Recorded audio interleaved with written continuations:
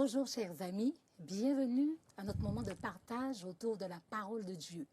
Nous poursuivons notre étude sur le livre des Deutéronomes. Nous abordons le thème « Aimer notre Seigneur de tout notre cœur ». Deux invités pour vous apporter des précisions sur ce sujet, les pasteurs Rodrigue Tribault, les pasteurs Jean-Hugues Vallier. Bienvenue. Bonjour. Merci d'avoir accepté notre invitation. Alors, avant de commencer, je vais vous laisser vous présenter et surtout présenter les églises dont vous avez la responsabilité. Merci pour cette opportunité. Je suis le pasteur Tribault Rodrigue. J'évolue dans le secteur du Nord Caraïbe et j'ai à charge les églises du Prêcheur, Morne-Rouge, Saint-Pierre et Le Carbet. Merci, pasteur Vallier. Oui, je me représente à nouveau. Je suis responsable de 4 communautés qui se trouvent dans le centre, plus précisément à Saint-Joseph. Donc Saint-Joseph-Bourreau, une petite communauté qui s'appelle Monde-des-Oliviers, une autre qui s'appelle Rivière-Laure et une qui s'appelle Chapelle. Et je suis aussi aumônier de l'école qui se trouve dans la même commune. D'accord. Merci pour toutes ces précisions concernant vos zones d'attribution. Donc, avant d'entamer le sujet, nous allons prier. Notre Dieu, notre Père, nous voulons te remercier de nous donner cette opportunité de présenter ta parole en ce matin. Puisses-tu nous assister et nous permettre de dispenser cette parole qui fera du bien à nos chers auditeurs. Nous t'avons prié au nom de Jésus-Christ. Amen. Amen. Amen. Aimer le Seigneur notre Dieu de tout notre cœur. Ces premières lignes font partie du premier discours que Moïse prononça aux enfants d'Israël avant d'entrer dans la terre promise. Ceci est une puissante expression de la vérité qui reste aussi cruciale aujourd'hui qu'elle était à cette époque. Donc, avant d'analyser les différents versets du discours de Moïse, nous allons resituer le contexte. Alors, c'est surtout le contexte de ces événements, surtout comprendre pourquoi Moïse donne ces exhortations au peuple d'Israël. Donc, nous allons analyser ce commandement, le commandement de Deutéronome, donné dans Deutéronome 6, le verset 5. Alors, je reprends. Tu aimeras le Seigneur ton Dieu de tout ton cœur, de toute ton âme, de toute ta force. Une première question, que signifie pour vous le fait d'aimer Dieu de tout son cœur, de toute son âme, de toute sa force? Je dirais que aimer Dieu de tout son cœur, de toute son âme, de toute sa force, signifie l'aimer avec un amour entier. Et par là, je veux dire que tout le courant de nos affections doivent être dirigés vers lui. En d'autres termes, aimer Dieu de tout notre cœur, de toute notre force et de toutes nos pensées signifie que notre amour pour lui doit être supérieur à notre amour pour tout et pour toute autre personne. Donc, si on revient sur le contexte, Oui. Pourquoi ce fut cette première exhortation qui est donnée? Il nous faut comprendre que les enfants d'Israël étaient sur le point d'entrer en Canaan. Et en Canaan, ils seront confrontés à d'autres cultures. Ils seront confrontés à une adoration différente, à un autre style de vie. Donc, Moïse les invite à ne pas oublier l'alliance qu'ils ont faite avec Dieu. L'alliance d'aimer Dieu de tout leur cœur, de toute leur pensée et de toute leur force. Ce rappel est là pour les aider à se focaliser, à rester focalisés sur leur mission et sur le Dieu qu'ils servent. Malgré toute chose. Malgré toute chose. D'accord. Pasteur Vallier? Oui. Alors, quand on considère le texte que tu as mentionné, de Deutéronome 6, verset 5, tu aimeras le Seigneur ton Dieu de tout ton cœur, de toute ton âme et de toute ta force. On peut faire un parallèle avec le même texte que Jésus a repris dans Matthieu chapitre 22, verset 37, où il va reprendre le même texte, sauf qu'à la fin, il va dire « Tu aimeras de toute ton âme et de toute ta pensée ». Alors, il y a un petit distinguo qui peut être fait ici. Pourquoi dans un texte, on parle de sa force, dans un autre texte, on parle de sa pensée, et dans le livre de Marc, chapitre 10, versets 28 à 30, Jésus va reprendre le même texte, mais cette fois-ci, il va faire une association des deux termes, c'est-à-dire qu'il va dire « Aime le Seigneur de toute ton âme, de toute ta force et de toute ta pensée ». Alors, dans ce texte-là, il va faire la synthèse des deux. Tout cela pour mettre l'accent sur le fait que le Seigneur, lorsqu'il parle d'amour, eh bien, il vise un amour total, un amour complet, un amour qui ne peut faire l'économie de la plénitude. Et par conséquent, le Dieu qui nous a créés, le Dieu qui nous a donné l'existence, l'être, la vie, s'attend dans cet échange qu'il a avec l'homme, sa créature, il s'attend à ce qu'en retour, sa créature puisse l'aimer de manière pleine, totale, entière, sans partage. D'accord, je Si tu comprends permets, bien. Marthe, Oui. souvent, lorsque nous discutons, nous disons « j'aime mes enfants plus que tout Oui. ». Et nous sommes prêts à tout faire pour eux, pour leur bonheur, pour leur bien et pour les aider à grandir dans la vie. Oui. C'est exactement ce que Dieu attend de nous. Dieu attend que nous puissions l'aimer plus que tout au monde Tout à fait. et lui donner la première place dans nos vies. D'accord, mais j'ose quand même vous dire, comment pouvons-nous aimer un Dieu que nous ne pouvons pas voir? Alors, effectivement, l'homme en général aime avoir un support, quelque chose sur lequel il puisse avoir un certain appui à travers ses sens. Il aime entendre, il aime toucher, il aime goûter, il aime voir pour pouvoir asseoir un petit peu, on va dire, sa conviction. Et ça peut paraître compliqué de devoir donner son amour à un être qu'on n'a jamais vu. Mais ce que je voudrais dire en ce jour, c'est que lorsque Dieu nous a créés, j'ai envie de dire qu'il a placé dans l'homme ce mécanisme, si j'ose dire, hein, qui le pousse à rechercher un être qui est au-dessus de lui. Indépendamment de ses convictions religieuses, indépendamment de sa culture, il y a dans l'homme cet élément, ce facteur qui le pousse à rechercher un Dieu qu'il n'a peut-être jamais vu de toute son existence, mais un Dieu qu'il a envie de découvrir, même s'il n'a pas le nom de ce Dieu, mais il se sent poussé vers quelque chose qui est au-dessus de lui. Alors, il y a déjà ce premier facteur-là, et l'autre élément, c'est que nous vivons dans un monde où la connaissance de Dieu est assez répandue, où nous avons entendu parler de Dieu à travers la bouche de certaines personnes, à travers les médias, etc. Donc nous avons évolué, grandi dans une culture quand même qui est judéo-chrétienne, en tous les cas pour ce qui nous concerne, et nous avons quand même une idée de qui Dieu est, à travers ce que nous en entendons, et à travers aussi nos lectures, la Bible principalement, et même certains ouvrages historiques ou autres. Donc la connaissance de Dieu nous est parvenue de telle sorte que nous puissions nous questionner sur cet être extraordinaire qui est Dieu, et que nous puissions aussi prendre une position par rapport à ce Dieu-là. Qu'est-ce que nous en faisons? Qu'est-ce que nous allons faire par rapport à ce Dieu? Donc, est-ce que tu veux dire que c'est Dieu qui a choisi son peuple parce qu'il l'aime et non l'inverse? Oui, et effectivement, puisque vous avez ce texte qui nous dit que Dieu nous a aimés le premier, et en ceci, il y a quand même quelque chose d'extraordinaire. Il nous aime le premier, tout en sachant qu'au départ, il n'y avait pas de réciprocité dans cet amour-là. Ça me rappelle un chanteur qui disait « Si ou l'amour est réciproque, pas ni pièce, tu es blessé ». Je suppose que Dieu a été blessé de voir que l'amour qu'il prodiguait n'a pas été tout de suite rendu. Malgré cela, Dieu n'a pas cessé d'aimer cette créature qui, au départ, s'est montrée rebelle. Et en ceci, on est dans l'émerveillement, on est dans ce questionnement, on se pose des questions, mais on se dit, mais comment est-ce que Dieu a pu en arriver là, de nous aimer, alors que nous étions encore dans le péché, alors que nous étions perdus, alors qu'il n'y avait pas de réciprocité dans l'amour. Et il y a vraiment de quoi se poser des questions et de rester dans l'émerveillement.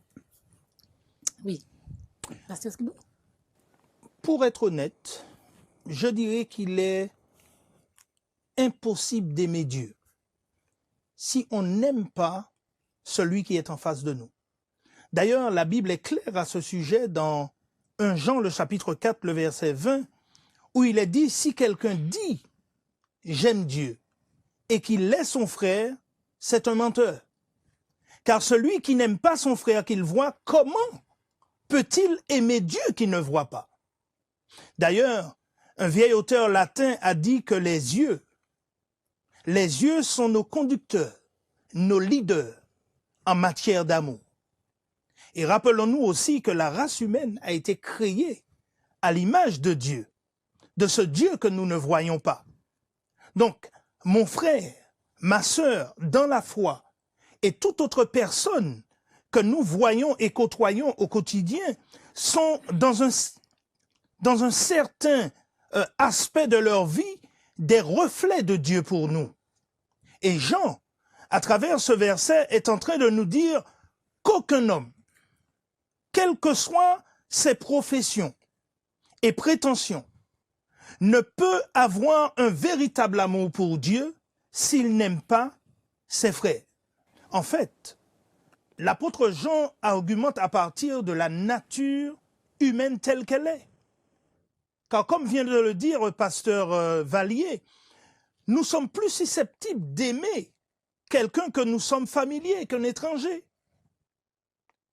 Donc ce que nous devons comprendre en ce matin, c'est que l'idéal de l'homme perdu en Adam se réalise dans le Christ, en qui Dieu s'est révélé pleinement tel qu'il est, en qui il a révélé comment l'homme doit être réellement.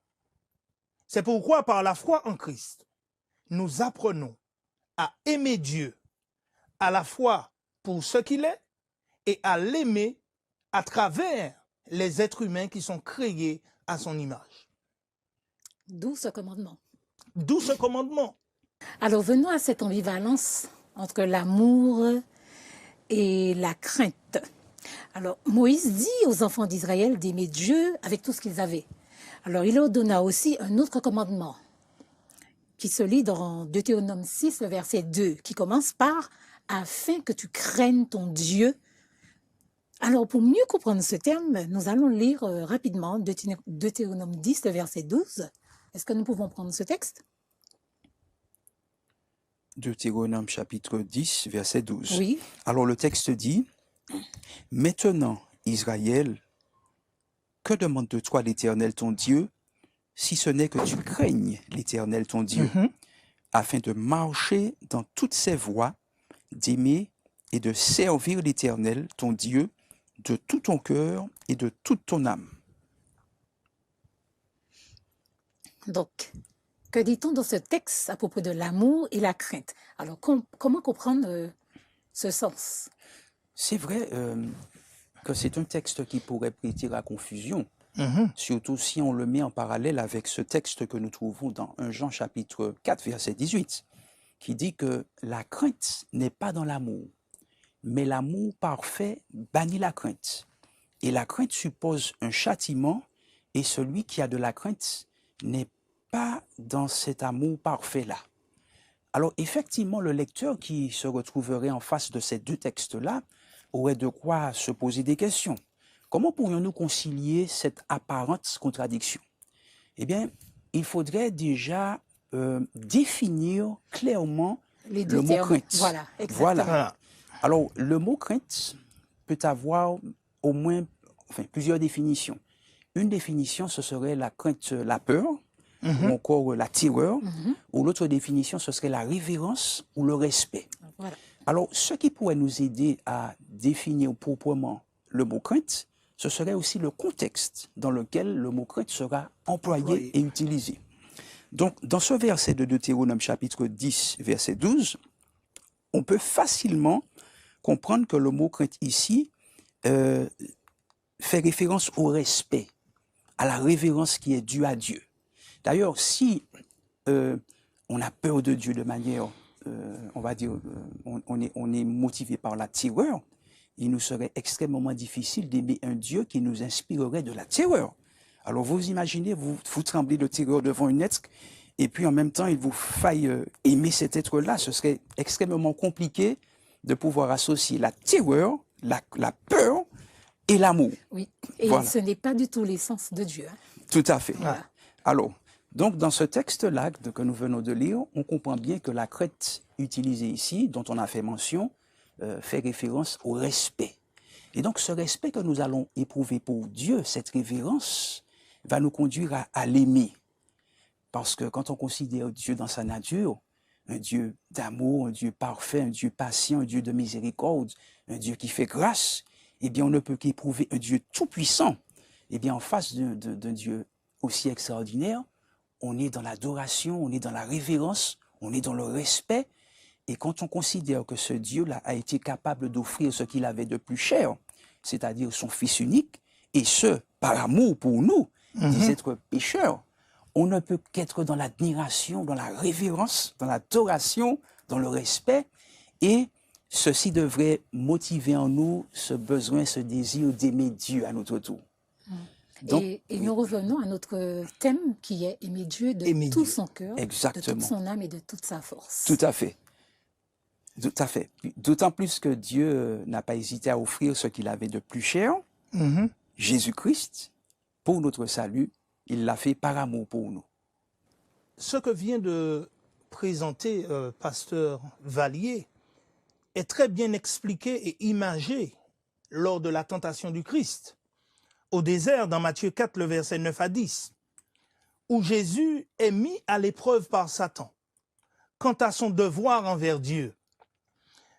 Le diable lui dit « Je te donnerai toutes ces choses, si seulement tu te prosternes et m'adores. » Et Jésus va répondre « Retire-toi de moi, Satan, car il est écrit, tu adoreras le Seigneur ton Dieu, et tu le serviras lui seul. » Donc, Jésus, en disant cela ici, démontre qu'il aime Dieu et qu'il a cette crainte de Dieu qui se manifeste dans le respect. Car il fait allusion ici à Deutéronome 6, le verset 13, Oui, qui dit exactement « Tu craindras l'Éternel ton Dieu, exact. tu le serviras et tu jugeras par son nom. » Exact.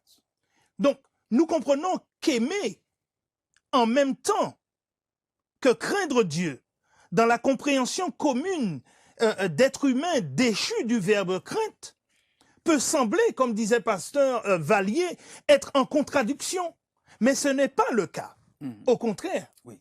la crainte de Dieu ici dans Deutéronome va dans le sens du respect de ce Dieu que nous ne voyons pas, de ce Dieu et de son Fils qui a donné sa vie pour nous. Et là, comme disait pasteur Vallier, nous sommes invités à aimer ce Dieu, à être en adoration, à respecter son autorité, sa puissance et sa justice dans nos vies. Donc, si je comprends bien, il suffit de penser à le sacrifice de Jésus sur la croix pour tout simplement nous montrer cet amour si Exactement. grand et si fort. Tout à fait, tout à fait.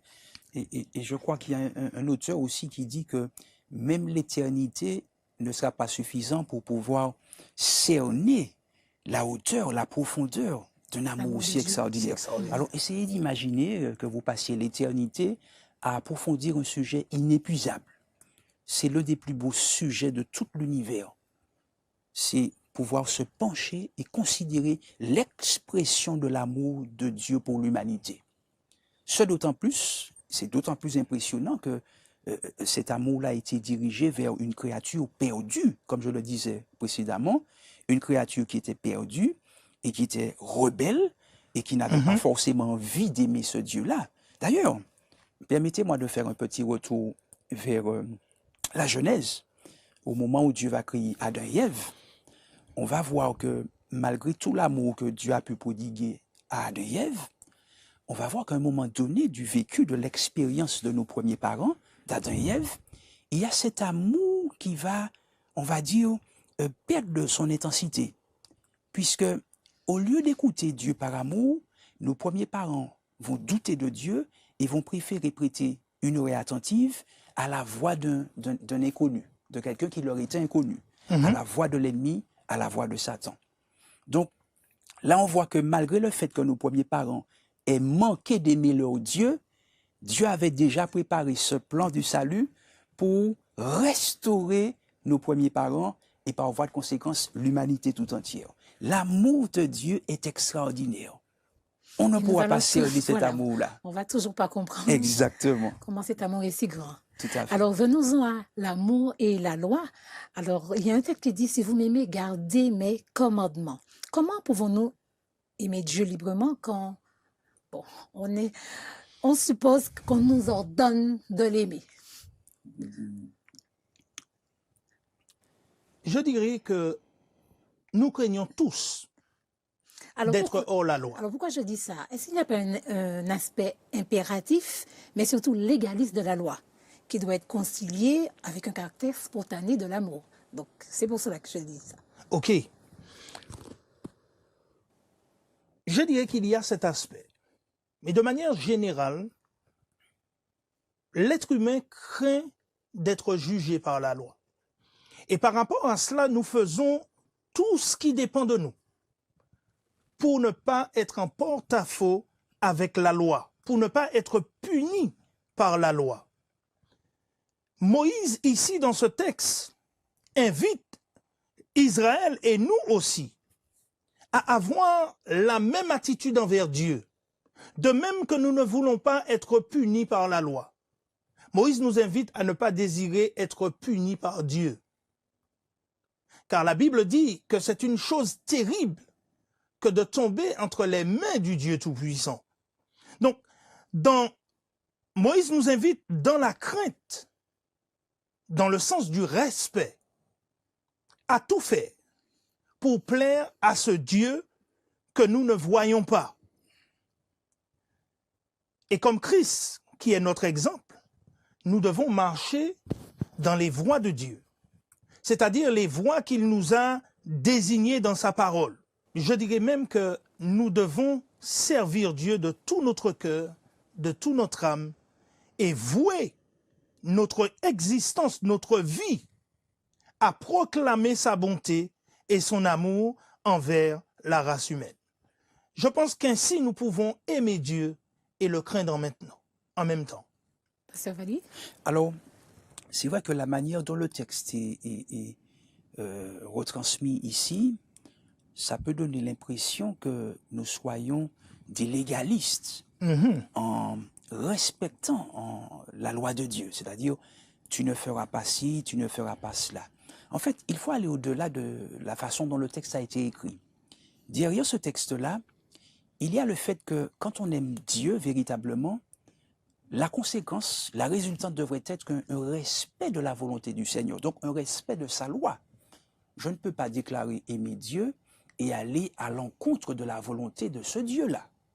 Et la volonté du Seigneur, c'est que nous puissions respecter notre prochain, le respecter lui, n'avoir pas d'autre Dieu devant sa face, respecter la propriété et la vie de notre prochain. Donc celui qui aime Dieu va, à mon avis, respecter les principes, les 10 commandements, la volonté du Seigneur. Donc le légalisme se situerait, on dira, se situerait à un niveau consistant à aimer Dieu, mais sans amour, c'est-à-dire par obligation. Mais sans comprendre que ce que Dieu attend de nous, c'est une obéissance motivée par l'amour et non par la contrainte. Donc celui qui obéirait à Dieu sans comprendre que c'est le résultat de l'amour, serait à ce moment-là soumis à une certaine forme de légalisme. Voilà. Alors, qu'en est-il justement des moments difficiles où la tragédie nous frappe? Oui. Est-ce que de tels moments, il faudrait s'appuyer encore davantage sur Dieu? Oui. Oui, tout à fait. Ah oui, d'autant plus. Ah oui. Alors, l'amour, ce n'est pas un principe qui, normalement, devrait vaciller. L'amour doit pouvoir s'exprimer et rester fort en dépit des difficultés, en dépit de l'adversité, en dépit des moments compliqués auxquels nous serions confrontés. L'amour c'est un principe qui demeure malgré les difficultés de l'existence.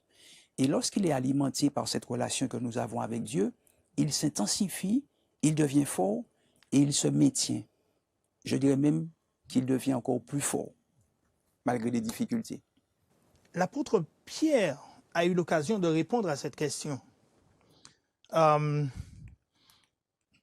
Justement, dans l'expérience qu'ils ont eue avec le Christ, la Bible nous présente que lorsque les choses ont commencé à se corser et que les paroles du Christ créaient des divisions, tant dans les pensées que dans les foules qui s'entouraient autour de lui, la Bible dit que plusieurs de ses disciples se retiraient et n'allèrent plus avec lui.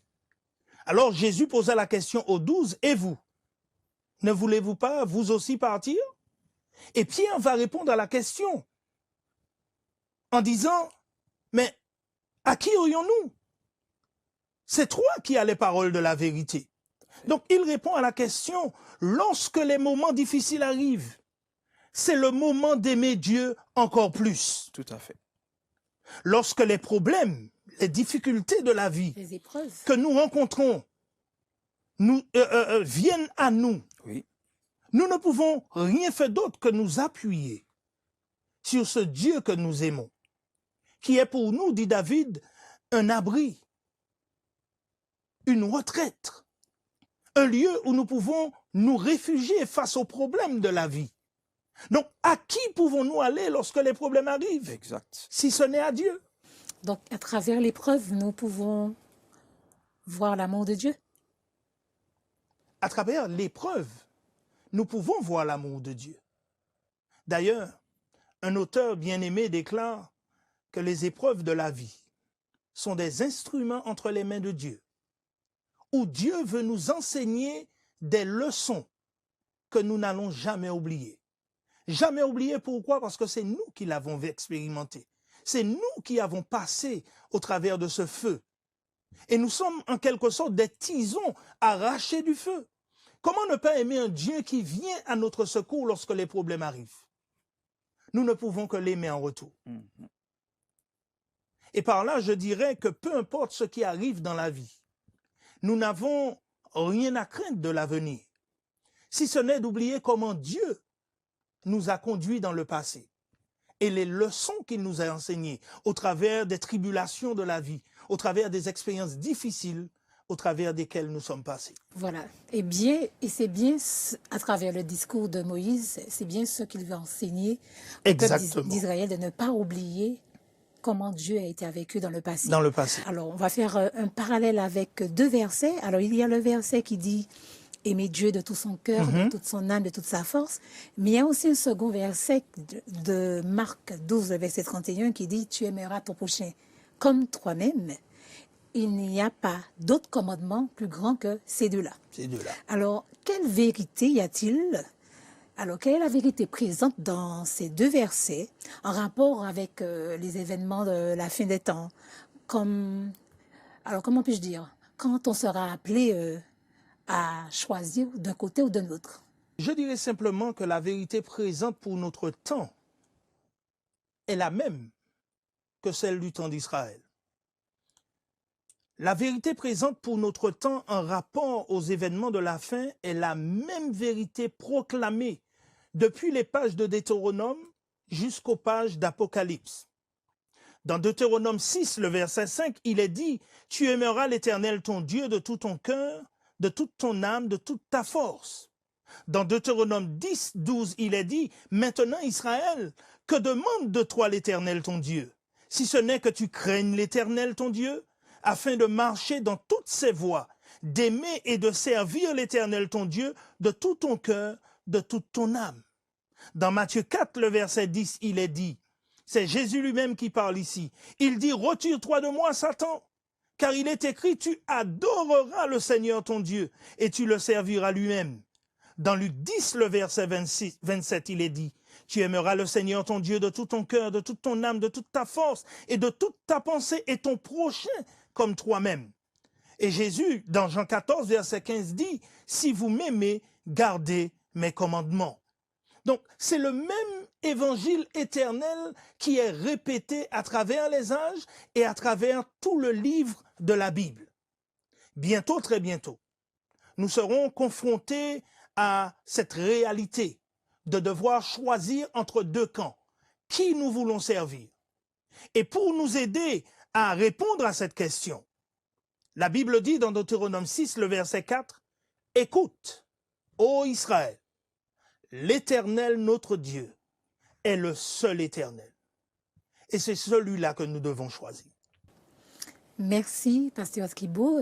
Eh bien, ce sont les mots de la fin. Oui. Merci aussi à Pasteur Vallier pour toutes ces précisions que vous avez apportées sur ce sujet, ce thème, aimer Dieu de tout son cœur, de toute son âme et de toute sa force. Alors, nous allons prier pour mettre fin à notre échange. Éternel, notre Dieu, notre Père, nous te remercions pour cette étude que tu nous as donnée. Nous voulons, Seigneur, conformer nos vies à ta parole. Aide-nous, Seigneur, alors que tu prends possession de nous chaque jour, à t'aimer en retour, de tout notre cœur, de toutes nos pensées et de toutes nos forces. Glorifie ton nom dans nos vies et que nous soyons vraiment ces exemples de toi ici-bas. Nous t'en prions au nom de Jésus. Amen.